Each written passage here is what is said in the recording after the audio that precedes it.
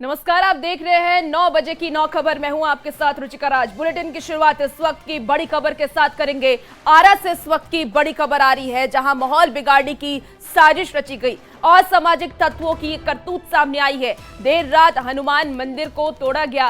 50 साल से ज्यादा पुराना ये मंदिर था जिसे तोड़ा गया है। देर रात जेसीबी से मंदिर को तोड़ा गया है। आपको बता दें कि सिकरहटा के मोप्ती बाजार की ये घटना बताई जा रही है। विरोध में बेहटा पीरो मार्ग को जाम भी किया गया। भारी संख्या में पुलिस बल की तैनाती की गई है। सीसीटीवी फुटेज खंगालने की कोशिश पुलिस कर रही है और सीसीटीवी के जरिए ये जानने की कोशिश कर रही है कि किस असामाजिक तत्वों के द्वारा मंदिर को तोड़ा गया है। तो ये आरा से आपको ये तस्वीर दिखा रहे हैं, जहां देखिए 50 साल पुराना ये मंदिर था जिसे तोड़ दिया गया है असामाजिक तत्वों की वजह से, जिससे जो वहां के स्थानीय लोग हैं उनमें गुस्सा देखा जा रहा है। लगातार सुबह से ही लोगों में आक्रोश देखा जा रहा है। तो पुलिस फिलहाल पहुंच गई है और सीसीटीवी फुटेज खंगाल रही है और उन असामाजिक तत्वों का पता लगाने में पुलिस जुटी हुई है। और देखिए, अब इस मंदिर को तोड़े जाने को लेकर के कई सवाल भी खड़े हो रहे हैं। सवाल ये कि आखिर रात के अंधेरे में किसने ये बड़ी साजिश रची और इस साजिश को अंजाम दिया। आस्था पर चोट कर कौन बिगाड़ रहा है माहौल। ये तमाम ऐसे सवाल जो न्यूज़ 18 के माध्यम से खड़े किए जा रहे हैं। पुराने हनुमान मंदिर से किसे हो रही थी दिक्कत, तो ये सवाल जो अब खड़े हो रहे हैं।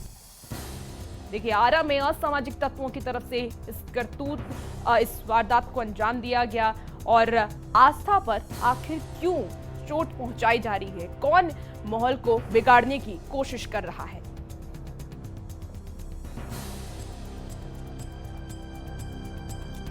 चलिए, बात अब बिहार के सियासत की खबर की कर लेते हैं। तो बिहार में आज नीतीश कैबिनेट की बड़ी बैठक होने जा रही है, जिसमें कई अहम फैसले लिए जा सकते हैं। आज की नीतीश कैबिनेट की बैठक पर सबसे ज्यादा उन युवाओं की नजर टिकी है जो अनुकंपा पर नौकरी की आस लगाए बैठे। सूत्रों के हवाले से जो खबर सामने आ रही है, आज की बैठक में अनुकंपा पर नियुक्ति नियमावली पर मुहर लग सकती है।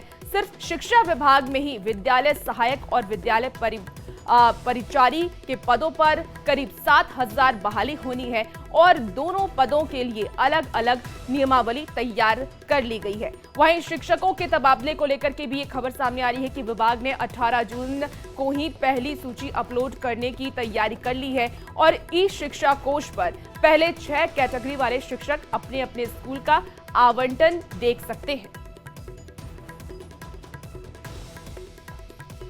तो आज का ये बैठक बेहद ही खास और अहम माना जा रहा है। इसी साल बिहार में विधानसभा चुनाव है और देखिए, चुनाव से पहले कैबिनेट की बैठक होगी जिसको मुख्यमंत्री की अध्यक्षता में किया जाएगा और शिक्षा को लेकर के ये बैठक काफी ज्यादा अहम माना जा रहा है। अलग अलग नियमावली को लेकर के तैयारी हुई है और अनुकंपा को लेकर के ये बैठक और भी ज्यादा खास है। अनुकंपा नियुक्ति नियमावली पर मुहर लग सकती है, ये जानकारी सूत्रों के हवाले से सामने आ रही है। 7,000 से अधिक पदों पर बहाली होगी।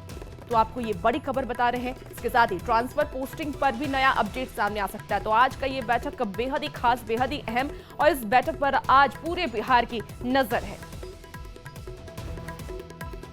बड़ी खबर अब आपको दानापुर से बताएं, जहां सेना के फर्जी स्टाम्प के रैकेट का खुलासा हुआ है। भारी संख्या में फर्जी स्टाम्प मिलने से पुलिस और सेना के अधिकारियों में हड़कंप मच गया। आपको बता दें कि मिलिट्री इंटेलिजेंस और दानापुर पुलिस की संयुक्त कार्रवाई में एक व्यक्ति को गिरफ्तार किया गया है। ये व्यक्ति बिना किसी लाइसेंस के स्टाम्प बनाने का कारोबार करता था। बड़ी संख्या में सेना, अर्धसैनिक बल, बैंक, स्कूल और दर्जनों निजी संस्थानों के स्टाम्प बनाता था। गिरफ्तार रविंद्रजीत वड्रा के पास से सेना के 20 से ज्यादा संवेदनशील फर्जी स्टाम्प और 100 से ज्यादा दूसरे संस्थानों के फर्जी स्टाम्प बरामद किए गए हैं और इसमें सेना के कई बड़े अधिकारी के भी फर्जी स्टाम्प शामिल हैं।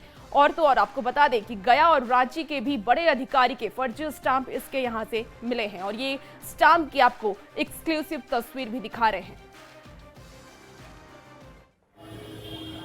लेटर मिलता है बनाने का, बड़े पदाधिकारी का लेटर मिलता है बनाने का। कुछ लोग लाते हैं, कुछ लोग नहीं भी लाते हैं। वो जो नहीं लाते हैं उसका सब कैसे बनता है? जैसे गलत उपयोग, तो कोई तो ड्रेस पहने हुए रहते हैं तो हमारे उसका होता है। कुछ लोग कहते हैं कि हम आपको मेरा मोबाइल नंबर ले लीजिएगा, ये कर लीजिए। तो हमने मोबाइल नंबर से क्या आप तो लिख कर दे दीजिए, तो कुछ लोग लेटर जो देता है वो ले जाता है जैसे बनने के बाद। बिना लेटर बनाओ क्यों बना, ये तो गलत है। अब समझते हैं, हम लोग समझते हैं कि ऑफिस से ही आए हैं इसीलिए बना देते हैं। केवल दानापुरी नहीं, रांची के नामकुम में भी भारतीय सेना के अधिकारियों के फर्जी स्टाम्प बनाने का मामला सामने आया है। रांची पुलिस ने मामले की जांच करते हुए 2 आरोपियों को गिरफ्तार किया है। गिरफ्तार आरोपियों से पूछताछ में अब तक ये बात सामने नहीं आई है कि इस स्टाम्प का इस्तेमाल कहां होना था। आरोपियों के मुताबिक उन्होंने ये स्टाम्प ऑर्डर कर बनवाए थे। गिरफ्तार आरोपी एक बिहार के कैमूर का और दूसरा आरोपी रांची का रहने वाला बताया जा रहा है। आरोपियों के पास से रबर स्टाम्प के साथ मोबाइल, कंप्यूटर, सीपीयू को भी जब्त किया गया है। गिरफ्तार शख्स में से एक ने ही नकली स्टाम्प बनाने का ऑर्डर दिया था। इस बात पर जो है रेड किया गया और रेड में यह बात वेरीफाई हुई। वहाँ से कितने मुहर बरामद हुए? 17 मुहर बरामद हुए जो आर्मी के डिफरेंट रैंक्स के थे। मुहर जो है वह कांस्टेबल, हेड कांस्टेबल से लेकर मेडिकल ऑफिसर, मेजर, कर्नल सभी का मुहर बना हुआ था।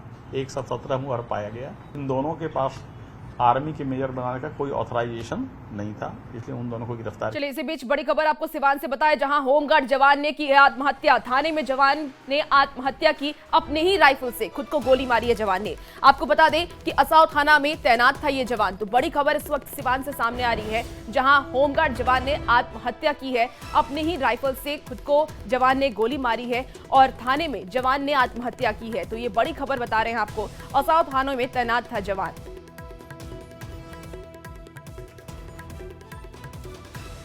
इसी बीच बड़ी खबर कैमूर से भी आ रही है, जहां पुलिस जवान ने आत्महत्या की है। पुलिस लाइन केंद्र में सुसाइड उन्होंने किया है। दंगा नियंत्रण का जवान था मृतक, अपने ही राइफल से सिर में गोली मारी है। जमुई का रहने वाला अमलेश कुमार बताया जा रहा है। तो बड़ी खबर आपको इस वक्त कैमूर से बता रहे हैं, एक और जवान, कैमूर का जवान जिसने सुसाइड कर लिया है। पुलिस लाइन केंद्र में उसने सुसाइड किया। दंगा नियंत्रण का जवान था ये मृतक और अपने ही राइफल से सिर में गोली मारी है। हालांकि किस वजह से उसने सुसाइड किया है इसकी जानकारी अब तक सामने नहीं आई है। बता दें आपको कि जमुई का रहने वाला अमलेश कुमार जिसने सुसाइड कर लिया।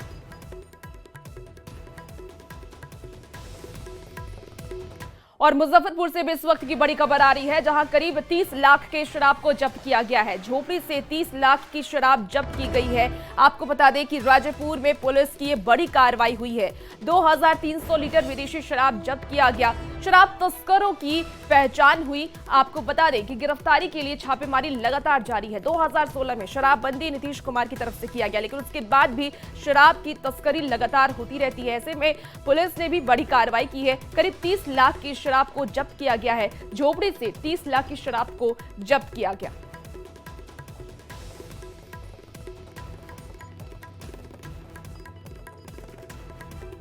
चलिए, खबर अब आपको धानापुर से बताते हैं, जहां एक युवती ने अमित कुमार नामक एक युवक पर शादी का झांसा देकर शारीरिक शोषण का आरोप लगाया है। युवती भोजपुर की रहने वाली है, जिसका यह आरोप है कि युवक से स्कूल के दौरान उसकी दोस्ती हुई थी।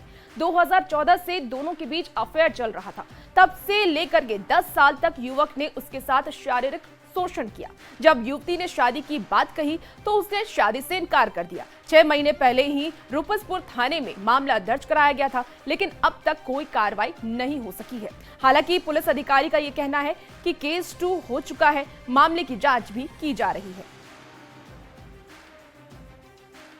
मेरा जो बॉयफ्रेंड है तो वो मुझे पहले पटना के कई होटल में लेके गया था, फिर दिल्ली लेके गया। दिल्ली मेरे साथ 2-3 साल रहा, वहाँ पे भी मेरे साथ फिजिकल रिलेशनशिप बनाया। और अभी जब मैं उससे शादी के लिए बात कर रही हूँ तो वो शादी के लिए इनकार कर रहा है। पुलिस के पास भी मैं बहुत टाइम से जा रही हूँ, लेकिन पुलिस वाले भी कोई मेरी मदद नहीं कर रहे हैं। मामला है तो नोएडा रहते तो उसमें केस ट्रू हो गया है। उसमें एविडेंस मिले हैं और जो पीड़िता हैं और उनके फेवर में उस व्यक्ति की अरेस्टिंग होगी। एक चीज उसमें ये देखने से ट्रू भी हो गया है केस। भारत सरकार ने ईरान में फंसे भारतीय छात्रों को निकालने का ऑपरेशन शुरू कर दिया है। खबर है कि ईरान 100 से ज्यादा भारतीय छात्रों का पहला बैच छोड़ेगा और ईरान ने, आपको बता दें कि ईरान से अर्मानिया की सीमा तक ये पहुंचेंगे। फिर अर्मानिया से छात्रों को फ्लाइट के जरिए भारत लाया जाएगा। तो कल ही जो छात्र फंसे हुए थे ईरान में, उन्होंने ये अपील की थी भारत सरकार से कि उन्हें जल्द से जल्द वहां से बाहर निकाला जाए और इस पर एक्शन लेते हुए अब ईरान में फंसे भारतीय छात्रों को निकालने का ऑपरेशन भी शुरू कर दिया गया है।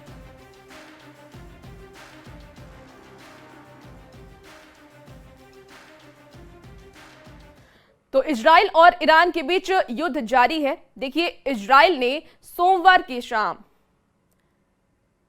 और ये तस्वीरें भी आपको दिखा रहे हैं, जहां देखिए छात्रों की तरफ से अपील की गई थी और इस पर जयशंकर ने भी एक्शन लिया और अब छात्रों को भारत लाने की प्रक्रिया शुरू कर दी गई। तो देखिए, ईरान और इजराइल के बीच युद्ध जारी है।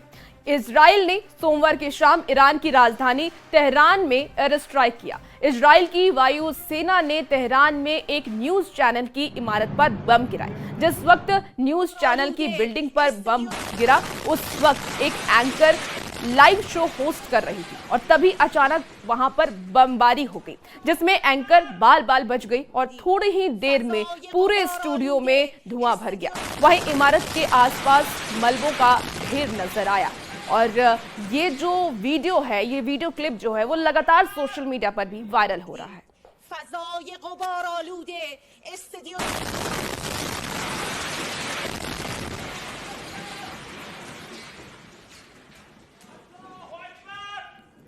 तो न्यूज चैनल पर हमले के बाद एंकर स्टूडियो में लौटी और इजराइल पर निशाना साधा। एंकर ने ये कहा कि ये बम हमारी अभिव्यक्ति की आजादी पर गिरा था। به شهادت رسیدند در واقع مورد هدف قرار گرفت. دشمن صهیونیستی باز هم देखिए, तेहरान से ये आपको विजुअल दिखा रहे हैं जहां न्यूज चैनल की इमारत पर बमबारी हुई। लाइव शो में होस्ट कर रही एंकर वहां से उठकर भागी और मलबे वहां पर गिरने लगे। उसके बाद एंकर ने इस पर अपनी प्रतिक्रिया भी दी। एंकर ने कहा कि ये बमबारी अभिव्यक्ति की आजादी पर गिरा था। کودکانیه که در روزهای اخیر به شهادت رسیدند در واقع مورد هدف قرار گرفت. دشمن صهیونیستی باز هم खबरों में अब आगे बढ़ते हैं। प्रधानमंत्री नरेंद्र मोदी कानवे G7 सम्मेलन में हिस्सा लेने के लिए कनाडा पहुंच चुके हैं। कनाडा एयरपोर्ट पर उनका भव्य स्वागत हुआ। पीएम G7 शिखर सम्मेलन में शामिल होंगे और साथ ही कई देशों के साथ द्विपक्षीय वार्ता भी होगी।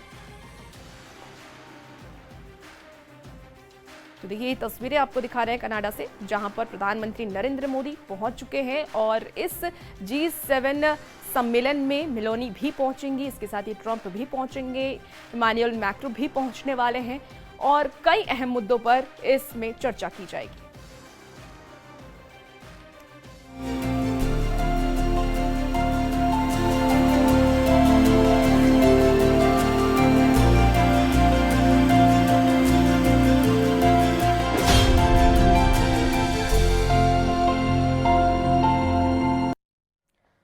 चलिए बात अब मौसम की कर लेते हैं। तो बिहार में मॉनसून दस्तक देने की तैयारी में है। पिछले 10 दिनों की गर्मी से लोगों को राहत मिलने की उम्मीद है। आज मौसम विभाग ने कई जिलों में बारिश को लेकर के अलर्ट जारी किया है। वहीं बिहार में ठनका गिरने से कई लोगों की मौत भी हुई है।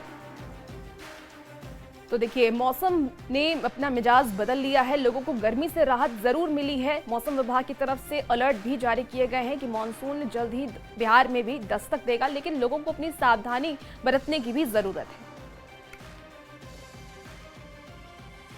बिहार में मॉनसून दस्तक देने की तैयारी में है।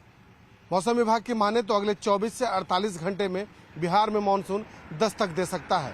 पिछले 10 दिनों से भीषण गर्मी से लोगों को कल और आज के बदलते हुए मौसम से कहीं न कहीं बड़ी राहत मिली है। हालांकि बिहार के कई जिलों में हुई बारिश और आकाशीय बिजली गिरने से कई लोगों की मौत भी हुई है। लगभग 14 लोगों की मौत की सूचना है और 12 लोगों के झुलसने की भी सूचना है। हालांकि जिस तरीके से तापमान 40 से 42 डिग्री पहुंच चुका था, उससे कहीं न कहीं लोगों को राहत जरूर मिली है। और इस बार मौसम विभाग ने यह भी दावा किया है कि मॉनसून में जो बारिश होगी, पिछले साल से अधिक बारिश होने की संभावना जताई जा रही है। तो कुल मिला के कहा जा सकता है कि बिहार में मॉनसून के दस्तक के ठीक पहले मौसम में जो बदलाव हो रहा है, उससे कहीं न कहीं लोगों को राहत मिली है। अब देखना होगा कि इस बार का मॉनसून कैसा होता है और इससे बिहार के लोगों को और खास करके जो किसान हैं उन्हें कितनी राहत मिलती है, क्योंकि पिछले कई सालों के हम रिकॉर्ड को देखें तो उससे साफ तौर पर पता चलता है कि शुरुआती दौर में बारिश होती है, लेकिन बाद में किसानों को काफ़ी मशक्कत करनी पड़ती है। कई जिलों में बिहार के सूखा भी पड़ते हैं, लेकिन इस बार मौसम विभाग की माने तो अनुपात से ज़्यादा बारिश होने की संभावना जताई जा रही है। वहीं आज को लेकर के भी बिहार में कई जिलों में बारिश को लेकर अलर्ट किया गया है। कैमरा पर्सन सुबोध के साथ शैलेंद्र, न्यूज़ 18 पटना। और भागलपुर में मौसम ने करवट ले ली है। देर रात से ही जिले के कई हिस्सों में बारिश हो रही है। सुबह से मौसम पूरी तरीके से सुहाना बना हुआ है। मौसम का मिजाज बदलने से तापमान में गिरावट हुई है, जिससे कि लोगों को उमस भरी गर्मी से राहत मिली है। चिलचिलाती धूप से भी राहत मिली है। मौसम विभाग ने भागलपुर और आसपास के जिलों में बारिश का अलर्ट भी जारी किया है। भागलपुर के कई हिस्सों में देर रात हुई जोरदार बारिश के बाद मौसम पूरी तरह से सुहाना हो गया है। सुबह सुबह तेज ठंडी हवा चल रही है और अभी भी बूंदाबांदी हो रही है। मौसम के मिजाज बदलने से तापमान में गिरावट हुई है और लोगों को उमस भरी गर्मी और चिलचिलाती धूप से राहत मिली है। हाल के दिनों में जिले में लगातार तापमान में बढ़ोतरी हो रही थी और सुबह में ही लोगों को उमस भरी गर्मी का सामना करना पड़ रहा था, लेकिन मौसम का मिजाज जो है वो पूरी तरह से बदल गया है। तस्वीरों में साफ तौर पर देख सकते हैं कि किस तरह से मौसम का मिजाज बदलने से लोगों की जो सड़कों पर आवाजाही है वो काफी आसान हो गई है और अभी भी आसमान में काले काले बादल छाए हुए हैं। मौसम विभाग ने भी जिले में बारिश को लेकर अलर्ट जारी किया है। जिस तरह से हाल के दिनों में भागलपुर में तापमान में बढ़ोतरी हो रही थी और लोगों को उमस भरी गर्मी का सामना करना पड़ रहा था, तो कहीं ना कहीं मौसम के मिजाज बदलने से लोगों को गर्मी से राहत मिल गई है। तो मौसम विभाग की माने तो भागलपुर सहित जो आसपास के जिले हैं, भागलपुर, बांका, यहाँ पर भी बारिश को लेकर अलर्ट जारी किया गया है। विकास कुमार सिंह, न्यूज़ 18 भागलपुर। तो ये तो बात हुई मानसून और बारिश की, लेकिन बिहार के कई जिले अब भी गर्मी से तप रहे हैं। नवादा में इन दिनों लोग भीषण गर्मी से परेशान हैं। बच्चों से लेकर के बुजुर्ग गर्मी की चपेट में आकर बीमार पड़ रहे हैं। लेकिन इन सब के बीच नवादा सदर अस्पताल का SNCU वार्ड लोगों के लिए वरदान साबित हो रहा है। यहाँ बीमार बच्चों की देखभाल की जा रही है। बढ़ती हुई गर्मी से इन दिनों सभी लोग हलकान है और सबसे ज़्यादा परेशानी नवजात बच्चे को भी हो रही है। मगर इन सब के बीच जो बढ़ता जो टेम्परेचर है वो बच्चों को काफ़ी परेशान कर रहा है और इसे देखते हुए नवादा सदर अस्पताल का SNCU वार्ड जो है वो लोगों के लिए वरदान साबित हो रहा है। और जितने भी बच्चे जो यहाँ जो एडमिट हो रहे हैं उनका यहाँ प्रॉपर केयरिंग हो रहा है। और जानकारी के अनुसार नवादा सदर अस्पताल में इस समय कुल 17 बेड हैं और 17 बेड जो है वो फुल चल रहा है और ज़रूरत पड़ने पर बेड की संख्या जो है वो बढ़ाई भी जाती है और बच्चों को यहाँ पे जो है सो एक बेड पर 2 बेड भी रखा जा रहा है। गर्मी में बच्चे को गर्मी से बचाना है। नवजात बच्चे जो होते हैं शुरुआती महीनों में उनको पसीना नहीं चलता है, जिसके कारण वो अपने शरीर को ठंडा नहीं कर पाते हैं। इसके कारण हमारी जिम्मेदारी बनती है कि उसके कमरे को ठंडा रखें। बच्चे रूम को ठंडा रखने के लिए या तो घर का सबसे ठंडा रूम में बच्चे को रखें या फिर बच्चे के रूम में कूलर चलाएं, AC चलाएं। बट लोगों को जो है जो सुविधा मिल रही है, उन्हें कोई परेशानी नहीं हो रही है। तो इन सब के बीच बढ़ती गर्मी के बीच में जो बच्चों के लिए जो ये SNCU जो है वो लोगों के लिए वरदान साबित हुआ है। और जो डॉक्टर जो सलाह जो दे रहे हैं इस बढ़ती हुई गर्मी में, चिलचिलाती हुई गर्मी में, उसे लोग को अवश्य पालन करना चाहिए, क्योंकि तभी जो जन्मजात बच्चे हैं तभी सेफ रह पाएंगे। और नवादा का अस्पताल का SNCU वार्ड लोगों के लिए वरदान साबित हो रहा है। अनिल विशाल, न्यूज़ 18 नवादा। लू को लेकर के कैमूर का भभुआ सदर अस्पताल पूरी तरीके से तैयार है। हीट वेव की चपेट में आए लोगों के इलाज के लिए 4 से 5 स्पेशल वार्ड बनाए गए हैं, ताकि किसी भी मरीज को कोई दिक्कत ना हो। समय समय पर डॉक्टरों की टीम लगातार मरीजों की देखभाल कर रही है। इस साल रिकॉर्ड तोड़ गर्मी पड़ रही है। अगर बात करें कैमूर सदर अस्पताल की, तो इस वक्त हम मौजूद है भभुआ के सदर अस्पताल में। देख सकते हैं तस्वीरों में ये हीट वेव स्पेशल वार्ड बनाया गया है और सदर अस्पताल भी पूरे तरीके से तैयार है। अगर बात करें यहाँ, तो यहाँ लगभग 4 से 5 स्पेशल वार्ड बनाए गए हैं जिसमें मरीजों को रखा गया है। वहीं अगर बात करें यहाँ, तो यहाँ तमाम उस तरह की व्यवस्था की गई है ताकि किसी भी मरीज को किसी भी तरीके की दिक्कत ना हो। यहाँ ऑक्सीजन प्लांट की व्यवस्था है, टाइम टाइम पे ग्लूकोज की व्यवस्था की गई है और ख़ास बात यह है कि सभी रूम रूम में एसी और कूलरों की व्यवस्था की गई है ताकि मरीजों को दिक्कत ना हो। हीट वेव से बचने के बहुत सारे उपाय हैं। आप समय समय पर डॉक्टरों को दिखाएं। अगर आपको हीट वेव लगता है तो अपने नज़दीकी अस्पताल में जाके नज़दीकी डॉक्टर से मिले। अगर वहीं बात करें भभुआ सदर अस्पताल की, तो भभुआ सदर अस्पताल पूरी तरीके से तैयार है। 100 से अधिक बेडों को स्टैंड बाई पे रखा गया है ताकि हीट वेव से और जो लू लगता है उन्हें कहीं ना कहीं बचाया जा सके। वहीं भभुआ अगर डीएस की माने तो कहीं ना कहीं सदर अस्पताल पूरी तरीके से तैयार है। तमाम उस तरह की व्यवस्था की गई है ताकि किसी भी पेशेंट को कोई दिक्कत ना हो। कैमूर, न्यूज़ 18, अभिनव सिंह। चलिए अब एक अच्छी खबर का रुख करते हैं, जहां शेखपुरा में बेटी के जन्म की खुशी में सब्जी बेचने वाले ने अनोखे तरीके से जश्न मनाया। तरछा बाजार में उसने लोगों के बीच मुफ्त में सब्जियां बांटी और इस पहल के साथ सब्जी विक्रेता यानी कि जिस सेठ ने समाज को एक मैसेज भी देने की कोशिश की। जो लोग बेटियों को बोझ समझते हैं उन्हें बताया कि बेटा और बेटी में कोई फर्क नहीं होता, बल्कि बेटियां हर क्षेत्र में लड़कों को टक्कर दे रही हैं। हो गया, परवल हो गया, बोड़ा हो गया, मिर्चाई हो गया, परवल हो गया, सब मुफ्त में दे रहे हैं। सब मुफ्त में ले जाएंगे। बेटी करे माँ बाप के जाते हर बेटी माँ बाप जो कार्य कर रहे हैं बढ़िया काम कर रहे हैं ना।